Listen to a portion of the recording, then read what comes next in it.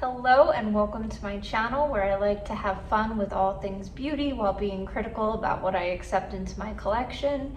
Today is a good old-fashioned empties video. So this is just where I go through my collection of empties for however many weeks it takes for me to fill this trash can up. So that's how I organize it.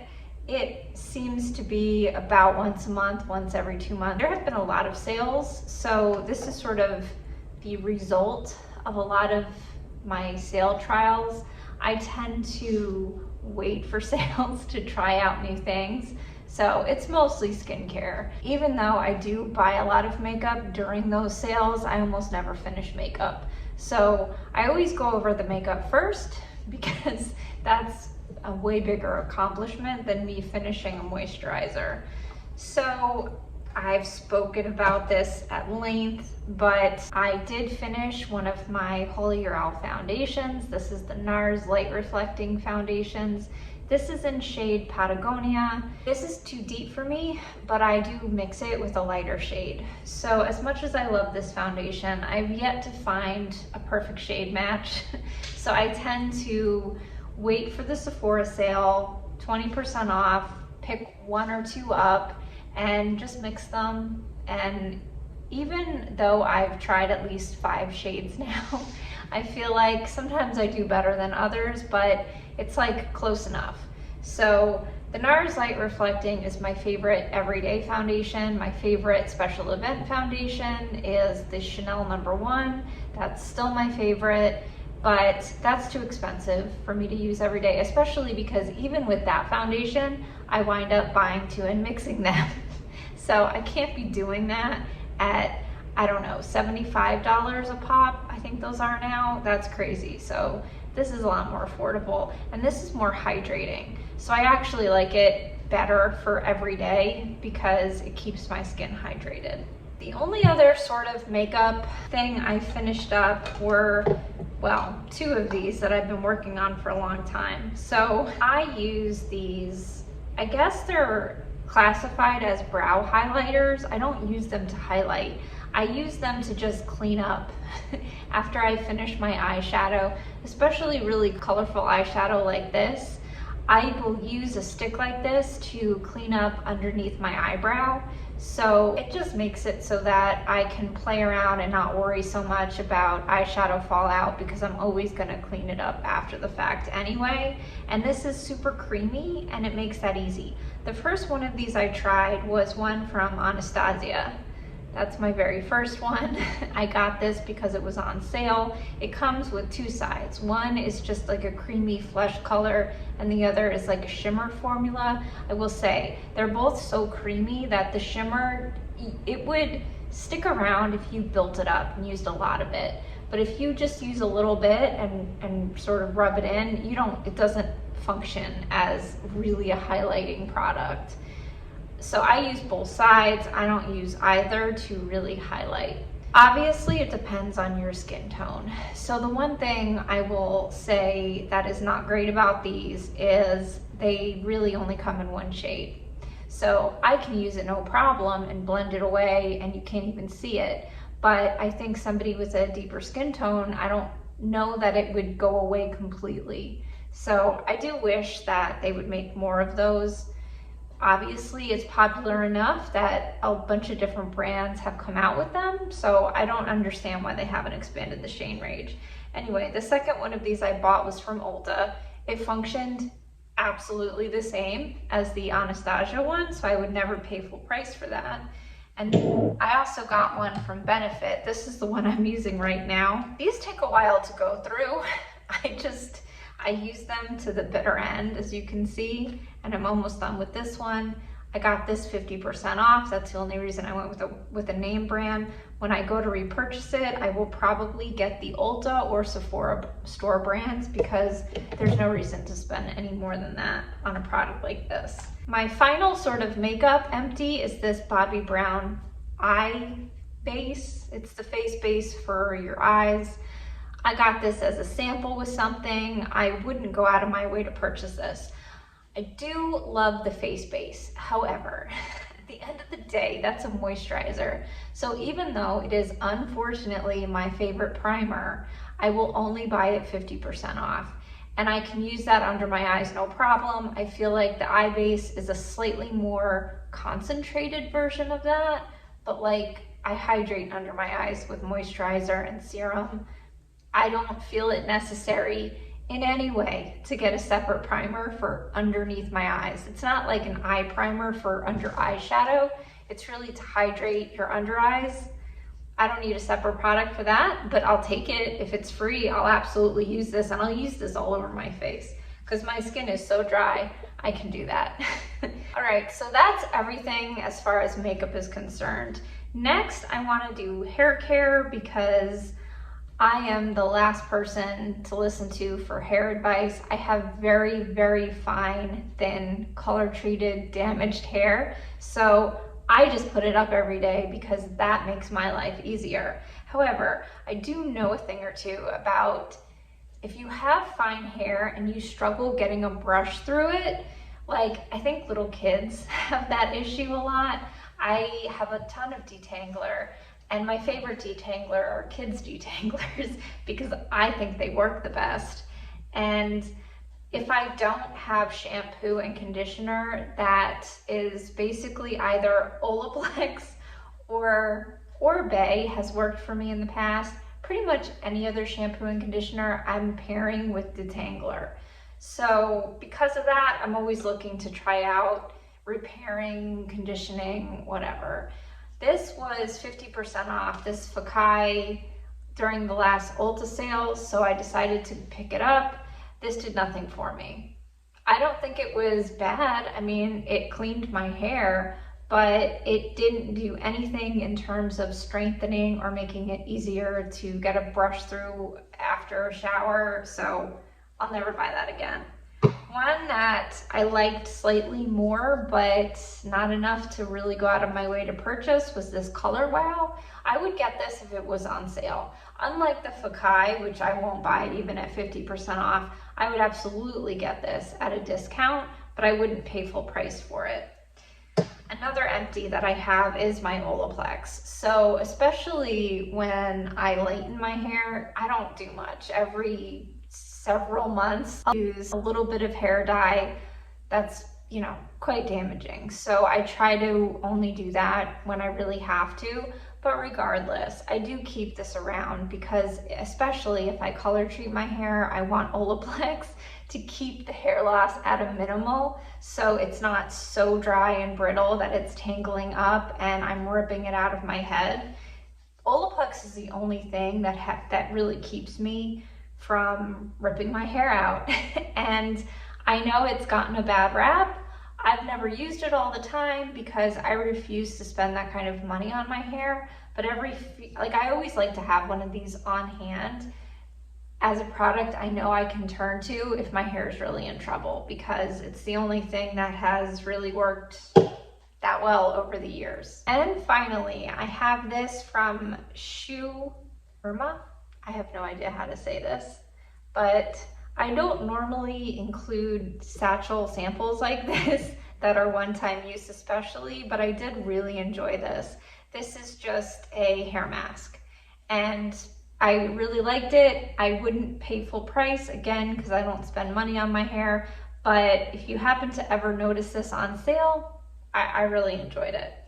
All right, enough with the hair stuff. Next up, I'll talk about cleansers. Real quick, these are two samples that I got, one from Boscia, one from Kopari, the Marine Clean Purifying Gel Cleanser. They're both gel cleansers. I don't like gel cleansers, so I use these up, but these were very stripping to my dry skin. I won't buy those again. I also picked up the Byoma Milky Oil Cleanser during an Ulta sale, and I really enjoyed this. Oil cleansers, I find, work great when I'm just wearing skincare or sunscreen or something like that. But when I have really a lot of eye makeup on, they're not the best. So I tend to always like to have both. I go through balm cleansers a little bit quickly because I'm a little heavy-handed with them. So I do like to have both so that I'm not burning through using the balm cleanser multiple times a day. After I've done my outdoor activities and I just have sunscreen on, I can grab this oil cleanser, jump in the shower, and it works perfectly. And at night, when I'm done, wearing my makeup for the day, I'll use a thicker balm cleanser to really get the tenacious eye makeup off.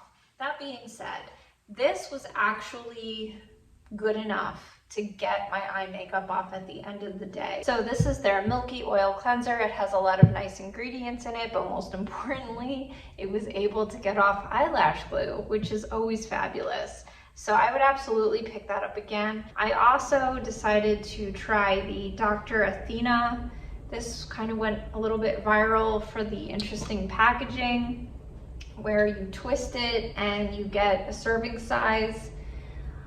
That was nice. And don't get me wrong, the ingredients in this cleanser are beautiful, but how long do they really stay on your skin? So for me, I don't want to spend a ton of money on cleanser ingredients when they barely touch my face and then I wash my off. What I'm mostly looking for is something to not disrupt my barrier. So calming, great, but I don't know that I need even Centella in my cleanser. I just don't know how effective that is. So I won't be buying this again, only because it's too expensive. I love the consistency of it. My favorite balm cleanser consistency is very soft to the touch. So not so much like the Clinique Take the Day Off. That one's a little more solid. That one's fine, but I just prefer one that is a little bit more emollient to begin with. And as far as that is concerned, this was very soft, easy to use, great. But the biggest thing is just how long this lasted. So even though these containers look wildly different, they are both the same size. There's the same amount of product in both of these. So it's really sort of deceptive how enormous this is. And it's like it's a giant waste of plastic. I look at the amount of plastic for a twist, like I don't know. Do I love sticking my fingers in a pot like this? No, I really don't, but it's not enough of a deal breaker for me to pay the same or more money for such a small amount of product. I mean, these are both 50 ml. That is 1.69 fluid ounces. That is a travel size. This Tir Tir is the travel size cleanser. So this being a full size, I won't be doing that again. As much as I enjoyed the cleanser, I would maybe buy this one again, the Tir Tir. This was very similar in formula, but I think it's a little bit better value. Another product that I tried from Tir Tir was their ceramic milk ampoule. I did really enjoy this. I won't buy it again though, only because I don't think there's anything in this that really makes it worth buying again. It's sort of like a reverse emulsion consistency. It's very glowy. If you're looking for something to give you that glass skin effect, this can absolutely do that. My hang up is it functions very similar to a face oil. So to me, a face oil and moisturizer are steps in my routine that I don't spend a lot of money on ingredients. Like, I want my moisturizer to have nice ingredients, but the serum step is where I'm sort of putting my money into what's really getting into my skin. So something like this, as nice as it is, I don't know, I just feel like I've already put these ingredients in my skin. I prefer their hydrating toner to this. I can get the ingredients in that. I feel like they get into my skin better. And this is just a bit thick. It's more like a skin oil when you're in function. It feels milky, like a moisturizer, but it has an effect like an oil, and it just wasn't necessary in my personal skincare routine because I have so many hydrating steps. I just didn't feel a need to include this again. But it was fun to try. I'm glad that I did try it. Final cleanser I have here is this Quai Scalp and Body Scrub. So this is in Melrose Place. This was a free sample that came with, I don't even remember what, But this was nice. I didn't love the scent, the Melrose Place scent. I certainly wouldn't go out of my way to repurchase that scent. It's a body scrub, you know? It's a nice body scrub. I like the fact that you can also use it on your scalp. That 2-in-1, that's good. But as enjoyable as it was to use, I just don't think I need to spend money on something like that. So I can get the same effect from a much cheaper product. So that's what I'm gonna purchase going forward, not something like this. Sometimes I will splurge for an experience. I don't think there was anything so special about this experience that would make me go out of my way to purchase it in the future. All right, so I also finished a deodorant. This is the Kosas AHA deodorant. Those are my favorite deodorants. I developed a sensitivity to traditional deodorants. Well, my whole life I was sensitive to them, but I used them anyway. And then finally, as an adult, when I realized there were other options, I decided to experiment with a bunch of them. I tried some of the natural deodorants. I don't like any of those. They're like scented moisturizers. They didn't do anything for smell or sweat. And I sort of had given up on natural or alternative deodorants altogether until I came across the AHA varieties, because although they don't cut down on sweating like at all, they do take the smell away. So I can sweat with no smell whatsoever. And you know, even though sometimes, right, because I shave my armpits in the shower and then I get out, and after a few minutes I'm putting deodorant on, sometimes the AHA can sting for a second, but the difference is I never get a rash from this. So that was my hang up in the past. I was okay most of the time, but if my skin was even slightly compromised, I would have a rash under my arm, and that's not comfortable. So this is a much better option for me. I like the packaging of this the best because you can squeeze it and get it all out. And clearly, obviously, you can also cut it if you're cheap like me and really get it all out. I also like the Necessaire deodorant. This is the one I'm using now. What I don't like is this packaging. So when it's full like this, it's fine. But when it gets near the end, I have to store it like this. And I just have a really hard time getting the product out. When I really get towards the bottom, I would want to take this top off, but I don't know if you can see, it's not a screw top, so it doesn't come off easily.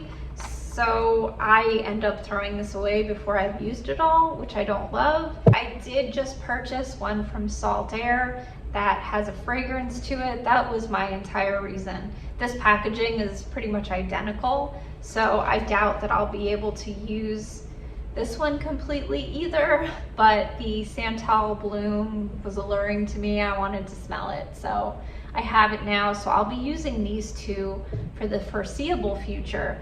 However, when I do run out, I'm going right back to the Kosas. I've had like 10 of these. These are definitely my favorite, and they're affordable. You can get them on Amazon. Like I do really prefer that for my everyday deodorant. All right, next up I have a sunscreen that I finished. So long story short, I typically buy this sunscreen for when I go outside. This is my not under makeup, but when I'm just gonna be outside sunscreen. You can only get this in Europe. I get it from Cloud 10 Beauty. I've bought, I don't know, 10 of these so far. For whatever reason, when this summer started, I was like, I'm just tired. I'm tired of importing. Let's see what else is out there. What else I can get from Amazon. So I gave this Heliocare 360 a try. This is PA4+, and it's supposed to block wavelengths up to 370 nanometers, which is pretty good. For UVA protection, that's pretty good. I can't say for sure. I can't really say anything negative about this. It has nice filters plus fern block. Basically, people with melasma, which I have, this seemed like a good sunscreen on paper. Now, I don't know if it just coincided with me being off of hydroquinone and a little bit of hyperpigmentation coming back, or, you know, I definitely was using enough. That is not an issue. I definitely always use enough. So I don't know what it is, if it was just in my head, but I felt like when I was using this, my melasma got slightly worse. Again, I don't know. It didn't cause me to break out. It didn't cause dry skin. It didn't do any of the normal problems that I typically run into with sunscreens. It didn't do any of that. So sensitive skin approved. But as soon as I was finished this, I ran right back to my P20 Kids, because as somebody who has melasma, I just don't want to worry about it. And I feel like this stuff really stays on my skin. And I'm not outside for very long, but when I'm outside in South Florida, I want the highest protection possible. So that's what I've come across for that. For underneath makeup, I did want to throw in that I recently picked this up from YesStyle. This is the ALPB brand, the glutathione and niacinamide sunscreen. I love this. This has replaced my Isn't-Tree hyaluronic acid sunscreen, which was my old favorite for under makeup, because this is even less sensitizing, maybe more hydrating. I don't know. I guess this is too new for me to really say that it's totally dethroned my hyaluronic acid sunscreen, but this is my new favorite for everyday under makeup, that kind of thing. All right, just to get these out of the way, these are my two agency formulas. This is my dark spot formula and my Tretinoin. For dark spots, I have azelaic acid, kojic acid, resveratrol, EGCG, tranexamic acid, niacinamide, and, well, Tretinoin. So that's a lot for dark spots and some for anti-aging. It also has panthenol to help with the irritation. So this was my last bottle of Tretinoin 0.14. I've been on 0.14 for about 2 years now, so my skin is certainly acclimated to it. However, I have had sensitive skin for the first time in my life since being on Tretinoin, and I certainly expected that in the beginning. 2 years in, I don't think my skin should still be as sensitive as it is, so that's why I'm backing off. I talked to my provider and we've moved me back to 0.1. So that was, as far as I knew, the highest dose that you can get from a pharmacy. I had never even seen it at 0.14, but because they offered it to me, I was like, well, some is good, more is better, that type of thing. But I know that that's not really the case with Tretinoin, so I was an adult about it and I decided to back off. And I'll be really interested. I just started using my new formula about a week ago, so it's way too soon to tell. But I will be really interested in a few months if I'm able to use products with phenoxyethanol in it, because that's a sensitivity that I developed that has made my life difficult, because so many companies use that as their main preservative that it's made it so I can't use a ton of things. So I'll report back in a month, but I did want to mention that I did finally make that switch. I've been talking about it for months, but I finally did it. All right, let's talk about serums. So I think I'll start with probably the most popular out of the bunch I have here, the Glow Recipe Cloudberry Bright Toner. This was just nice. This was very enjoyable, hydrating, it smelled fabulous. My skin wasn't sensitive to it. For all intents and purposes, this was a great toner. However, did it offer something to me that I didn't already have? No, it had CoQ10 in it. When I first looked at the ingredients list, that was kind of the thing that stood out to me. I had been getting that previously from a Timeless serum, but I ran out of that, so that was sort of how I justified buying this, because I was like, I like to have CoQ10 in my skincare routine. Let's try getting it from here for a change. It was fine. It was enjoyable. I would buy it on sale. However, because I didn't really notice anything stand out in any way, I won't buy this again. I would absolutely get it, you know, if it was discounted, because I think it was an enjoyable product to use. But going forward, I'll be getting my CoQ10 from my Timeless Serum, because that also has Matrixyl 3000 in it, and I like to always have that. So I just prefer, to me, that's a more worthwhile ingredient list, and it's way more affordable. So there is that. Speaking of Timeless, I did finish up this B5 Hydration Serum. This I buy primarily for the panthenol, and it's hydrating and soothing, and it's great. It's not something that I typically include in my routine because it doesn't really have anything else in it that I feel like I can't get in other things. A lot of it is redundant to what's in my Chemist Confessions. So, you know, I bought this because it was on sale. I'm probably not going to buy it again, but it is a very enjoyable serum. I think all of the Timeless products are enjoyable, great for sensitive skin, all of that. Another serum that I finished is my Manyo Bifida Biome Complex. I've bought this like 10 times at this point. I do think that this helps my skin barrier be less sensitive and more resilient overall. It's not life-changing by any means, but after several months, I feel like my skin is just a little bit hardier, a little bit less sensitive. So I've been buying this for a very long time. I recently got something else with Bifida in it to replace it, because this is primarily just about Bifida, which, you know, that's good in a way because you know you're getting a high enough concentration of it. The serum that I bought now has Bifida as well as some other more hydrating things. So honestly, because I need hydration, if that works better, that might be my new go-to. But if not, I will absolutely go back to this because I think it's great. A serum that I tried for the first time is this from Purito. This is a high concentration of Centella. So I've been using Centella for a really long time now. I never noticed a huge difference in my skin barrier. So I thought maybe that was because I wasn't using a high enough concentration of it. When this came out from Purito, and I don't actually know offhand what the exact concentration of it is, but I knew it was higher.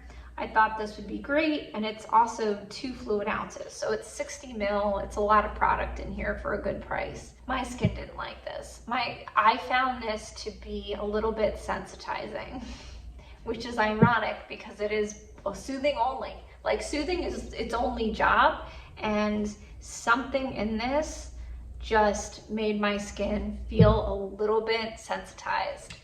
Because of that, I won't be buying this again, but I'm the only one who I've ever heard say that. So I think this works for the vast majority of people. This will be a great serum. Again, it's affordable, it's well formulated, all the things. But just for me personally, I had to force myself to use it, and I won't buy that again. My final serum that I finished up was this Chemist Confessions Aquafix. This has glycerin, sodium PCA, panthenol, allantoin, madecassoside, asiaticoside, and sodium hyaluronate. I love this. I've bought this probably 10 times as well. It is $38, so I decided to take a break. This is the first break that I've taken from this product in years. So if my results are not good, I will be going right back. I will spend money when it comes to especially serums in my skincare because I feel like they make the biggest impact. However, I just got a little bit tired of the $38. I was using this twice a day. I go through it kind of fast. I'm giving a few other things a try, but I have an inkling I will be buying this again in the future. So stay tuned for my next one of these. I'll be talking about the things that I replaced this with, but if you're looking for a hydrating serum, I love this. You can get it on Amazon from Chemist Confessions. They have a storefront on there, and I love the people who run it, and it's just a great, no complaints serum. I also finished up this Boscia Peptide Trio Eye Complex. This smelled a little bit off, so if Boscia comes back, I won't be purchasing that. I picked up the Dieux moisturizer. This is my favorite product from them. For some reason, their Deliverance serum doesn't work the best for me, but their Instant Angel is fabulous, and I don't purchase this unless I can get a little bit of a discount because I go through it too fast. As you can see, I really go out of my way to make sure that I use every last drop because I do enjoy it. However, I do feel like I can get the same thing for a little bit better of a price. So it's something that I will absolutely buy again in the future, but it's not something that I purchase if I can't get at least a little bit of a deal. Another moisturizer that I finished up is this one from Kopari. This is the Moisture Whip Ceramide Cream. This is just a no frills, does what it says, hydrates your skin moisturizer. I got this for, I think 50% off at Macy's. This used to always be in the Ulta 21 Days of Beauty sale. It wasn't this last year, so I was gonna go without it. But when I saw it on sale at Macy's, I did pick it up because I like to always have a moisturizer that I know is not gonna cause a problem. It's not going to irritate my skin. It's not going to give me those little bump breakouts. It's just gonna hydrate and not do anything else, and that's what that's good for. Although I can't justify ever paying full price, and I would never pay full price for that. It's like, you know, a little bit nicer than Vanny Cream.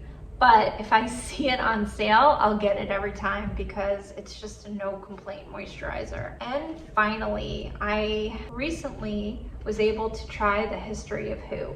I made a Yes Style order. This was probably one of the products that I added for free shipping, but I've been wanting to try History of Whoo forever.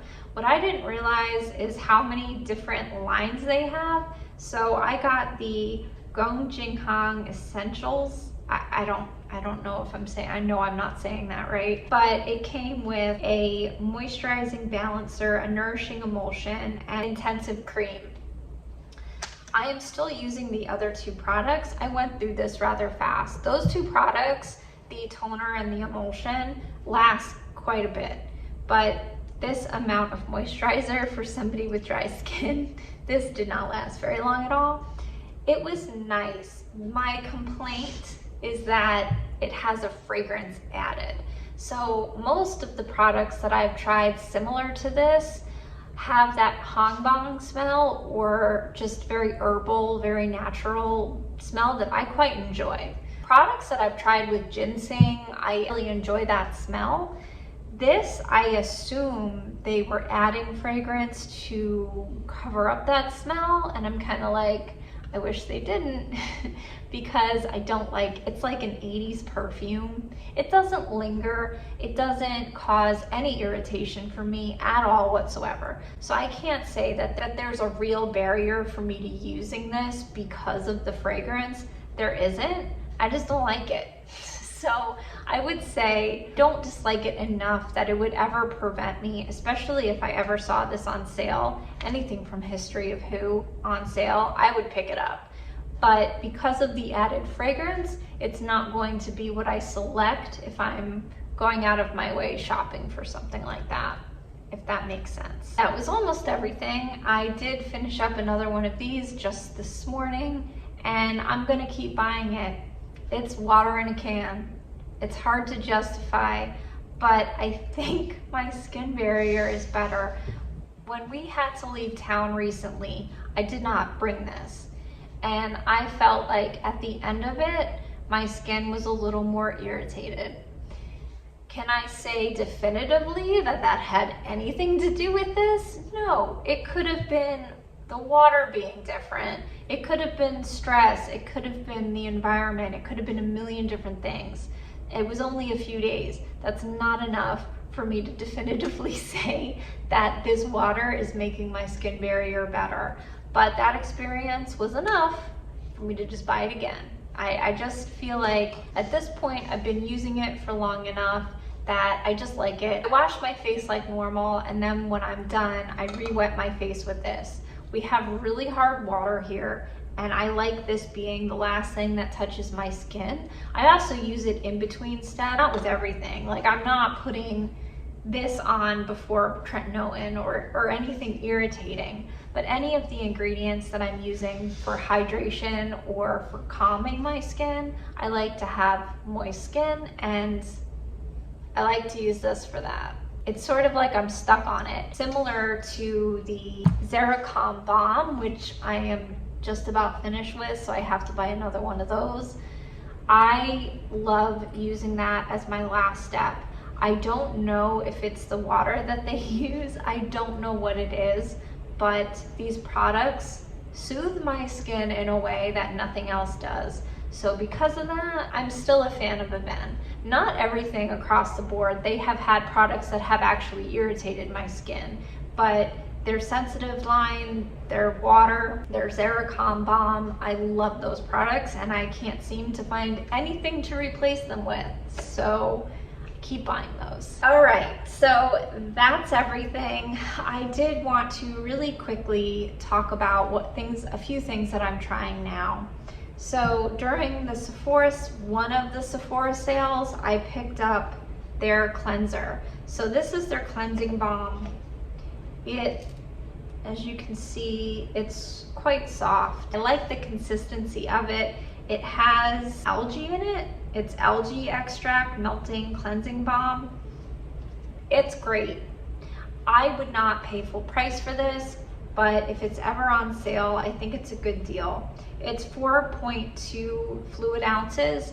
This is the amount of cleansing balm that I need realistically for it to be worth the price. And I never hear anybody talk about this, so I felt like it couldn't be great, otherwise people would be talking about it, but I do think it's nice. This is gonna go on the list of things that I will pick up if I see it on sale. Then really quick, I wanted to talk about 3 new moisturizers that I'm trying. So this is the anti-aging cream from Regelica. I tried this after seeing Alice in the Rabbit Hole talk about Regelica Skincare. So I would suggest searching for that if you're interested. This is made in Korea. I believe the company is in the US, but I know all of the ingredients and the formulas are Korean. It's really nice. I'm really excited. I'm using the whole lineup, not just the moisturizer, but I just brought the moisturizer out for now, so I'll be talking about that soon. I'm trying a bunch of things from Abib, including the Jericho Rose Cream. I'm loving this so far. If you have incredibly painfully dry skin, I would look into this. Alice also did a review of this, and that is why I bought this as well. But what's so cool about this is all their main ingredients are on the front, so you can see very quickly and easily what they're highlighting. It has just a bunch of great ingredients. This is my new nighttime moisturizer, and I'm really, really liking it. Another one that I picked up very last minute because it was on sale at Ulta is this from Peach and Lily. So this is their Ultra Plush Cream. It's pink, it's a newer product from them. I'm actually shocked that it's very difficult to find reviews of this, so I'm gonna do one when I finish it. I like it. However, after using it for a few days, I was waking up with they're almost like water blisters. They're not really pimples. They look a little bit like pimples. And I got a few on my chin and I thought it was hormones.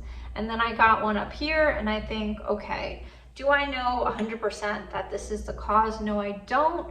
But it was the one thing that I changed when that happened, so I am side-eyeing it a little bit. I will have updates about that during my next skincare video. I like to primarily focus on makeup because that's what I think most people are interested in, but I do like to throw skincare in there because I'm interested in skincare. So selfishly, I will be covering that in a future video, probably in my next Empties video. That's everything for this go around. My next video will probably be primers or setting sprays. I don't know yet. That's coming up, as well as a roundup of everything that I've bought on sale this summer. I feel like we've had so many sales lately, discussing what I bought on sale and if I think any of it was worth it. So, okay. I hope everybody is having a fabulous week, and I will talk to you soon. Bye-bye.